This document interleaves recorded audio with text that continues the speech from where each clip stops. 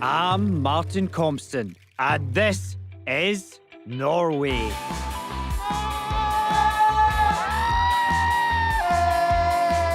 I'm back on the road with my good pal, Bill McHugh. Norway, we have arrived. We're getting to know Scotland's closest Scandi cousins better. By exploring this epic country northwards to its very tip. Big-Eared, is this the end of Europe? Uncovering our shared identities. Look at the size of that one. Interwoven histories. You could have been good Vikings, definitely. And things we don't share at all. Want a shot? Yeah, why not? So join us as we journey through the fjords and take on the Nords. On a spectacular Norwegian Fling.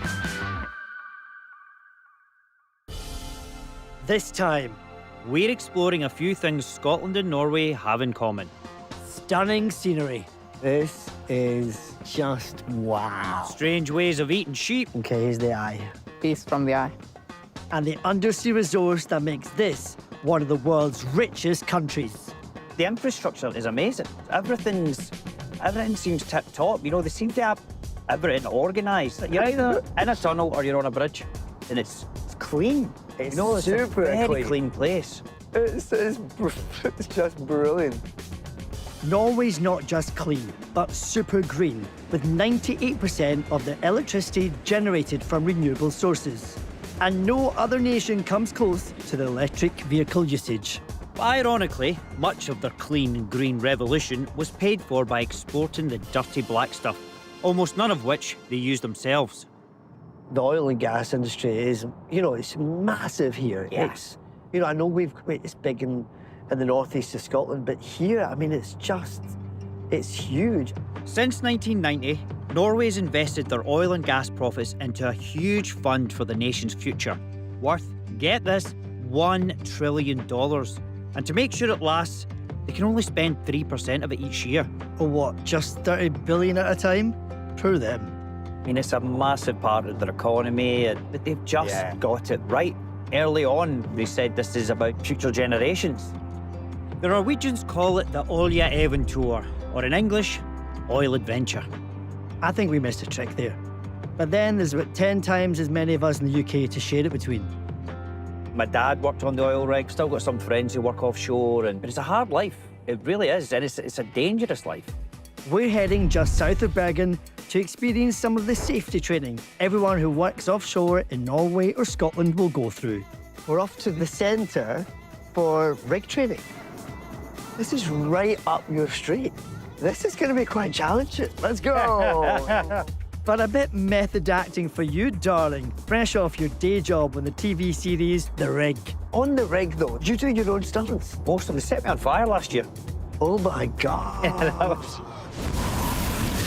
At first I was like, oh, this is great. Like, I can't feel a thing. I can't feel a thing. Then I went, oh, it's getting a bit toasty in here. And then I just heard Ian Glenn going, I can't get it out, and they all run in with the fire extinguishers and stuff. But you know what? I mean, I got a bit of a tan. But it was great fun. We're at the Bergen Yacht Club to meet guys from Rescue, one of Norway's leading centres for rig safety training. They'll take us through 3 very different scenarios. 3? You never said 3. My dad did this. When he used to tell me about it, I used to find it really exciting. He says, oh, I was in this pool in a helicopter upside down and you got to swim out. I've always wanted to do it. I've always wanted to experience it. Yeah, I mean, I'm a bit nervous as well. Like, this is a surprise. I did not know we'd be going out to the open sea. No, nor did I. I'm like, Scary this will be fun. First up, it's a man overboard drill. This will probably be the safest thing because you're doing it with all the experts. Everybody's team around you. us. And if you go missing, they will find your body. I guarantee. Don't be saying that. Thankfully, we're donning these dry suits, which are not only incredibly sexy, but they can be warm and dry in open waters for up to 8 hours. Which could be the difference between life and death for someone in the North Sea. All right, Martin, keep it light. Instructor Shartan is in charge. Right. Yeah. One of you is going into the water, and the other is going to help me save that person. Perfect. Okay, let's do Yeah. this. No speed ahead, please. You ever had to do this for real? I have experienced that we have searched the area but never found a person. But It's an inherently dangerous job, isn't it? yeah. And Shartan's been stranded himself in the past. I've been in the Barents Sea. In the Bering Sea? Yeah, when all I could see was water. I feel like the smallest person in the world when we're lying out there. This training is not just about rescuing your pal. It's also about getting rig workers to stay calm in open water in an emergency. Luckily, I'm not a panicker. Lower yourself slowly into the water.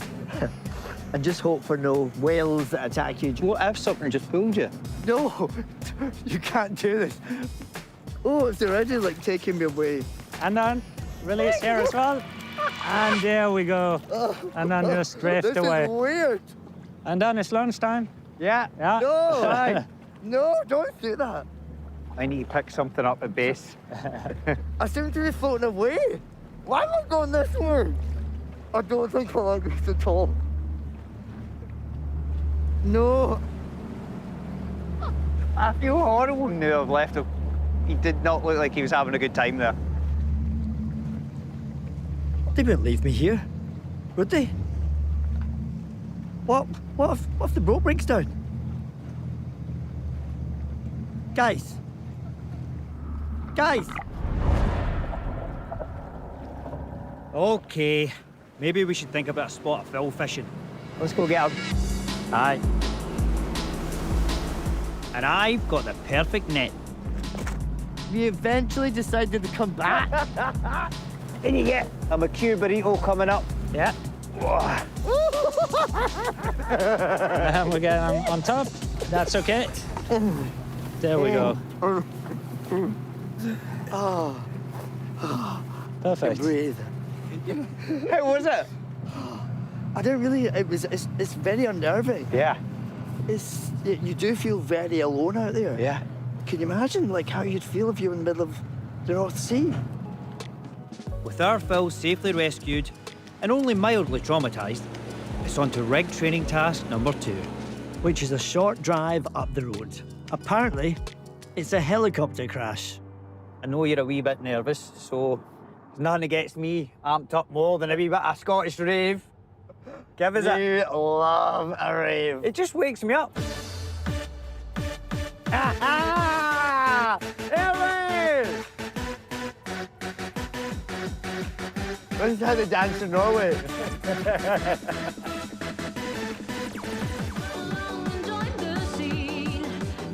When I get totally excited, I'm always raving my tits off in my head. Like a full-on concert. It just makes me happy.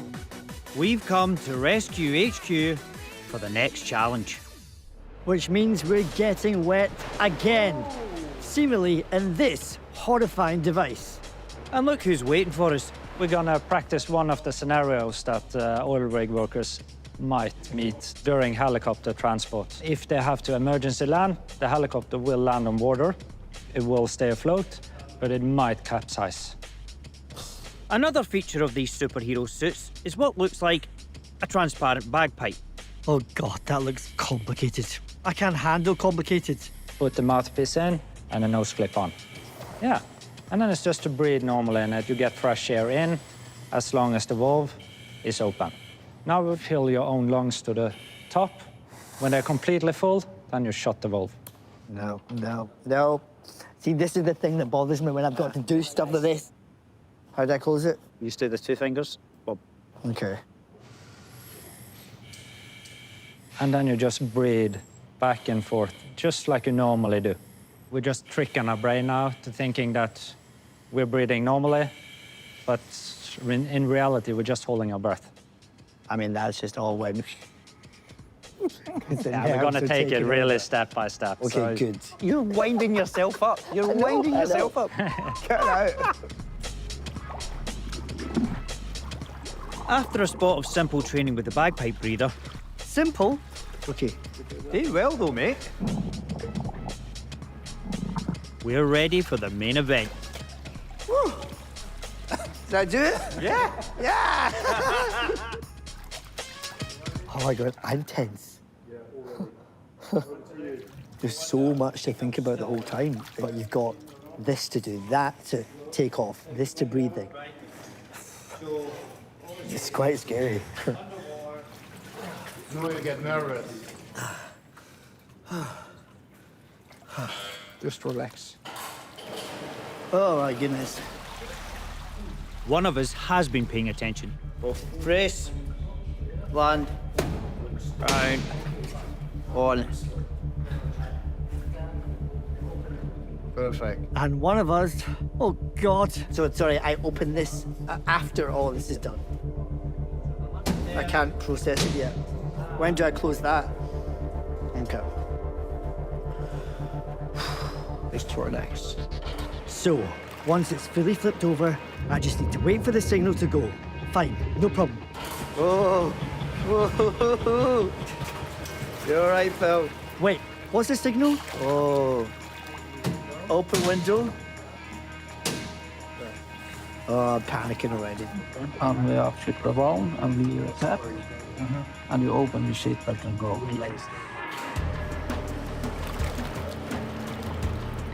Just keep calm and wait for the signal.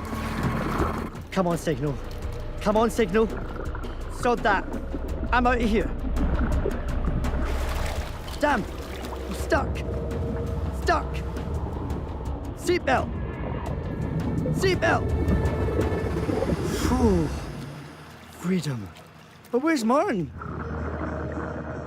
Unclip the belt. And points for style.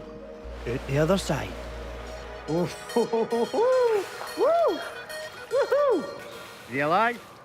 That felt forever.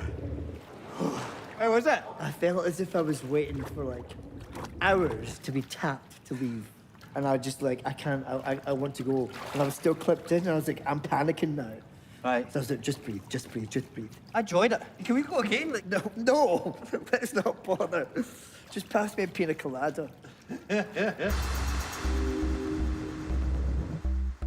It's on to our third and final rig training task. And it's the big one. We're taking on every rig worker's worst nightmare. Fire. But for now at least, Phil is back in his happy place. Chim chimney, chim chimney, chim chim chiroo. Dressing up again. Feel as if I'm a member of like Magic Mike at the moment. I feel up. You do feel instantly cool. Yeah, it's a cool outfit. Yeah. Instructors like Firefighter Trond train hundreds of people here every week.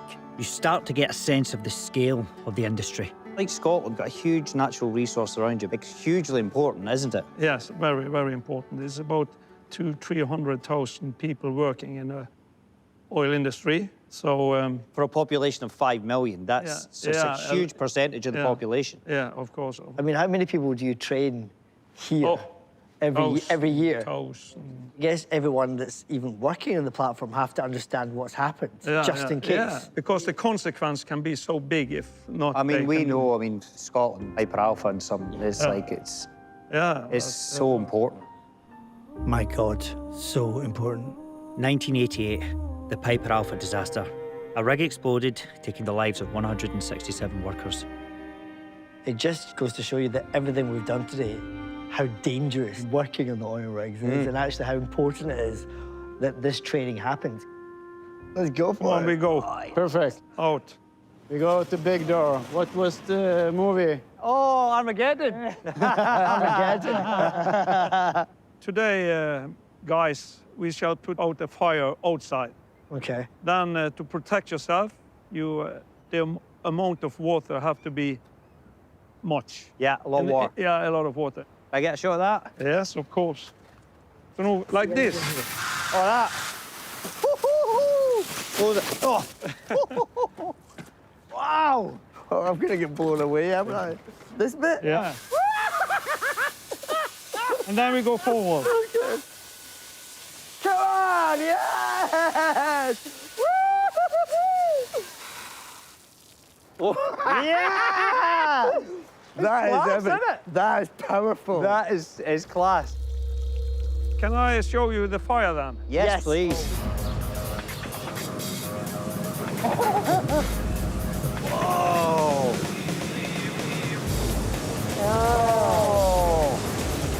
This is the real deal, Phil. Let's do it. I was pretty happy squirting water at that wall, rather than a million degrees of flaming hell. Go from there, Phil. In there.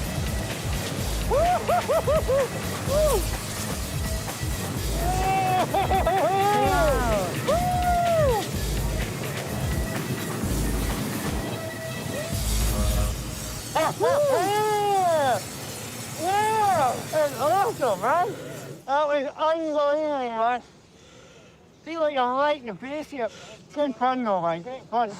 Oh. Come on, bring it in, Darth Vader. You just need a wee cuddle, pal. I'm not.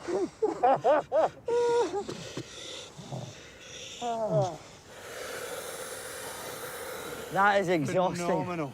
Yeah. You have to trust your mate, don't you? And you have to trust on the equipment, to know the equipment, because that protects you. I always just thought the water is to put the fire out, but it's to protect you. Like Yeah. that, the wideness. Shield, yeah, Yeah, the so shield. I didn't need water that. shield, Because I don't thought, get that direct and hard, but you want it wide. Yeah. But also, like, it's physical. Yeah. It's not easy, you know? Like, No. It is a buzz. It is a buzz. It is really a buzz. You've got to have a bit of an adrenaline junkie to do this job, Every right? time you have the adrenaline. Yeah, every time. I can imagine Yeah. that, actually. Thank you, amazing. Love the thrust. Thank In you so your much. next life, you could be fireman. Next life. Bring it on, eh?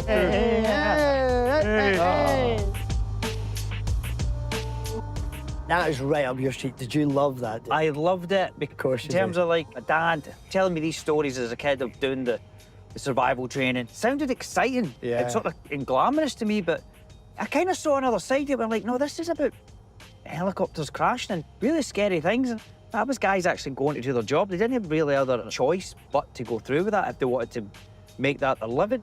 There's people who can't swim or something. It'd be really terrifying. So it did make me think in a different way. Next, we're heading up to Voss, which lies in Fjord, Norway, full of spectacular viewpoints that could be taken straight out of a fairy tale. Ah, put your guidebook away. Never. Give us some Norwegian music. What was that Norwegian dance one? It's a good driving song.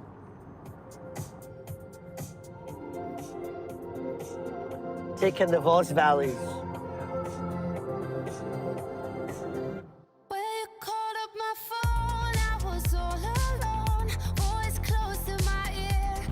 This part of Norway is also known for a very unusual bit of festive cuisine. The mother of all niche Norwegian nosh is Smallehoven, which basically means... Say that again for me. Smallehoven. Translation as a sheep's head. Sheep's head. Sheepseed. And the place that we're going to is the only place that make this. Well, they make it for the whole of the country. They make it for the whole of the country. How are you feeling? I'm all for tradition. Okay, yeah, We're good. here. I want to explore it. You want to hear the story behind it. You want to see the process. I don't want to eat a sheep's head. We're here now. We may as well, try it. I mean, it's just different traditions, different cultures. Yeah. I mean, people really can't stand haggis or the idea of haggis. Yeah, exactly. I love haggis. Yeah, I know. Put haggis on a plate. It doesn't look out there. No. I mean, I think eating that Presentation. actual sheep's head, it's not like this is the meat from the sheep's head. Yeah. It's going to be a sheep's head, right? Yeah. It is. It is. It really is. I'm not. I'll tell you this Adventure. right now. I am not eating the eyes. Maybe that's like the biggest delicacy part of the whole thing. Maybe that's the juicy bit. Oh. Oh. Norway is lacking in land for growing crops, but you can stick a sheep on pretty much any bit of hillside. So sheep farming is huge. Yeah, that's like the Highlands of Scotland. Except we don't eat the heads. They're ahead of us in that respect. Give me strength. We've come to Smallehovetuna. The 18th century farm that's the brains behind the sheep's head operation. Phil. Oh, this looks really kind of like wholesome. Yeah, this is like postcard Norway, isn't it? It's beautiful. Hiya, Martin. Hello, Nice Monica. to meet you. Oh wait. Oh my goodness. Yeah? It is a real sheep's head. This is a sheep area. Wow. Here in Voss, we call it Skolta Sundag. Okay. What does that mean? Yeah. Skolta means a head, Head. Yeah. and Sundag is Sunday. Right. Okay. So it's last Sunday before Christmas, you should have eaten all the heads. Okay. because from the old tradition, when Christmas started, you should eat better food. Ah, Okay, okay, right, yeah, that okay. makes That's the sense. reason. That makes so much sense. Yeah. Gosh. And wait, and you guys make all for the whole of the country? Yeah, You make it all here? we are the only producer. During one season, we make 70,000 heads. 70,000? Yeah. And what's the process then? But This is the old traditional process. We hold the heads over the fire and burn off the wool. I mean, it seems quite a brutal process, but I'd like if something's going to die, you may as well use all of it. Yeah. You know? And they had to use everything Yeah. in the animal before. because they had nothing, right? Yeah. So it was the whatever farmer, you had. Yeah, the farmer maybe ate the head himself and he sold the leg Right. because the leg was better meat and he got a better price for it. When do the eyes and the teeth and all that, when do they come out? They don't come out. Teeth stay in? Yeah. Gosh, The eyes you can eat. you can't eat them. Yeah. My friend here, he's a food critic back home, so he would love to taste the eyes. Yeah. Do you want to try? Sure. Yeah, Yeah, go on. go I for mean, it. while I'm here, and it's always the way, stick a branch up the nose. That's the way to cook it. Yeah, that's the easiest way to do That's it. the easiest. Yeah. Want a shot? Yeah, why not? Every time I turn it this way, it looks at me. Especially his little teeth, look, he's like growling at me. No wonder you've got a stick up dare his nose you. and burning his nut. Oh, Our delicacy would be haggis.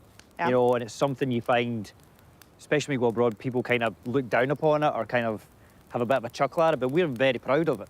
Are people in Norway very proud of this? Yeah. Yeah. I think, and we are very known for it. Yeah. yeah. And it's good to hold on to traditions it as is. well, isn't it? There's no way you can do that for 30-odd thousand heads all day. No. Let's see can we see the machines? Yeah. Let's go to the machines, yeah.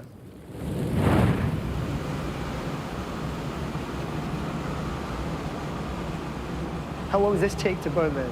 One round is like 7 minutes. Wow. Right. And then 15 heads are done.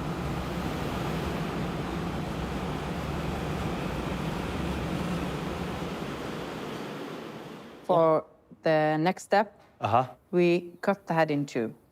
Oh. This is a specially made machine for us. It's the only one in the world. Nothing's gonna like squirt out or No. anything. No, okay, It's fine. safe. It's safe. Oh! Crunch. Eat meat, son. This is a reality. I'm rethinking it. This process has certainly been an eye-opener. Don't mention the eyes. Luckily, the curing stage is a bit more familiar. Once the head has been salted, it's hung in the smokehouse to preserve it. Just like our both smokies back home. Oh wow, yes. Oh, there you go. Oh, the colour's completely changed now. Yeah, This now looks like a fancy bit of food. yeah, This is actually quite nice. This is the way you do this for all of them? yeah, Yeah. it is. So there's something very romantic. Yeah, You know? very. It's calming, the smell's Very beautiful. calming. You can take some of that Okay. and put on the top. Ooh, yeah. Right in the eyes. Wow. It's very dramatic in here. Can we try some? Yeah, Are you okay to try this? I think so. Like, now I've saw the process, I feel a bit more... What do you serve traditionally with it? potatoes and mashed turnip. Oh, okay. I like that. So it's a bit like haggis, nips and tatties. I guess need Yeah. some tatties. Yeah, we have the same Okay. thing. Yeah. Very nice. Perfect. Like it. Good luck. Right, let's go to lunch. Yeah, let's go go. and try Right, let's this. do it.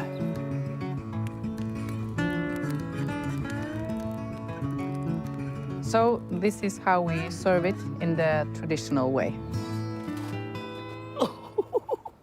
I Come on, recommend you you wuss. to start with the cheek. Yeah, so just, I mean, it's really fatty. Yeah, it is. Oh. Amigo. It's slimy. You try a bit. Oh, it's salty. It's like ham hock.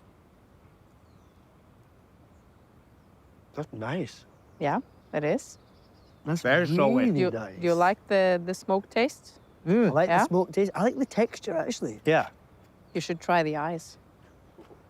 Go on. Go on. Wow. Oh, there it is. Is that it there? Yeah. Oh, no. Can eat that.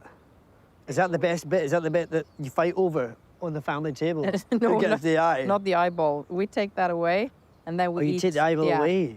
That one we take away, and then we eat the rest. You eat this bit. Yeah, and it's very tasty. Okay, here's the eye. The piece from the eye.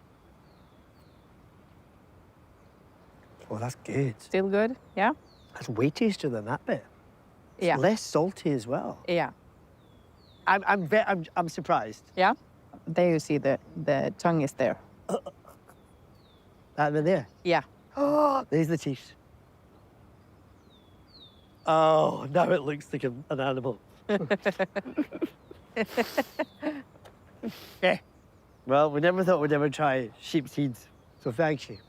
Thank you for coming here. Pleasure. Thank you so much. Thank you. Our Norwegian adventure may be taking us ever northwards, Aye, to Nordkapp.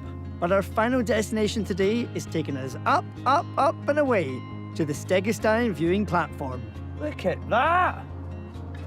We're almost at the peak, though. Valhalla. 650 metres up to be precise. Look, it's just getting Never steeper and ending. steeper and steeper. That's going to be breathtaking. Definitely worth the drive up here.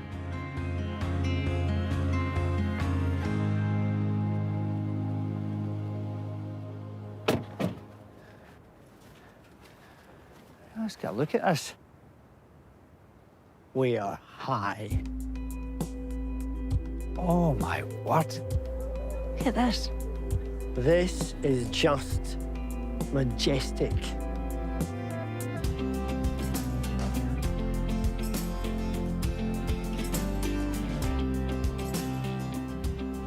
This is amazing. This is so amazing. This has got to be up there with the most beautiful views in the world.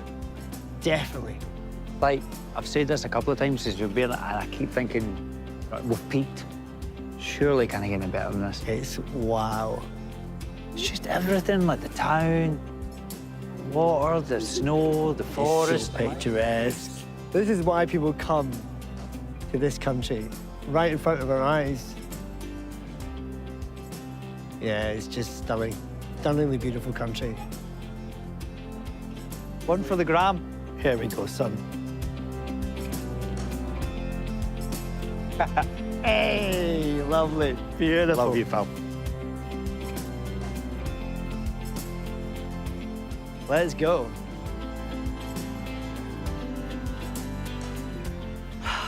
Postcard fjords. What's next? I think, as always, the answer's north. Next time. We'll be building fires instead of putting them out. Try not to get married by pagans. You are so pretty together. I do. And finding out how friendly the Vikings were. As we wind our way ever northwards.